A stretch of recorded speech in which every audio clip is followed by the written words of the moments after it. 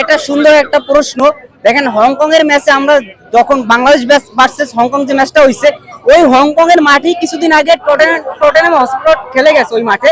তো সেখানে তাদের যে একই কালারের জার্সি এবং তাদের ক্রেজি ফ্যান, এটা বাংলাদেশে হয় না। কারণ আমি আমি যতদূর শুনছি ওই জার্সি নাকি যে আপনার হংকং এর যে বোট আছে তারা ওই ওই খরচটা দেয় এবং তাদের পানির খরচটা দেয়, ইভেন সুন্দর করে সাজানো সবকিছু, মানে তাদের ইত্যাদি ইত্যাদি সবকিছু ফ্রিলি করে দেয়। আমাদের বাংলাদেশে এই সিন্ডিকেটের কারণে সেটা হয় না।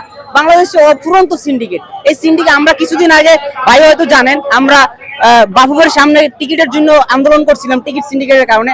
আমাদের টিকিট দেওয়ার কথা ছিল 1000, আমরা টাকা দিব, সেই টাকা দিব সেটাও নেয় নাই।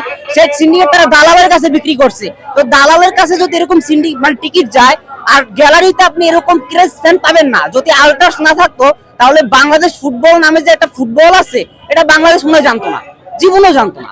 আল্ট্রাস আছে বিধায় বাংলাদেশ ফুটবলটা এখনো জেগে আছে এবং আল্ট্রাসের কারণেই ক্রেজটা তৈরি হয়ে আছে এখনো। তবে বাংলাদেশ সিন্ডিকেট দূর হবে, ক্যামেরাও দূর হবে, বাংলাদেশের এই যে সিন্ডিকেট হটাও, বসুন্ধরা সিন্ডিকেট হটাও, এটাও দূর হবে। বাংলাদেশ সুদিনে ফিরবে ইনশাআল্লাহ।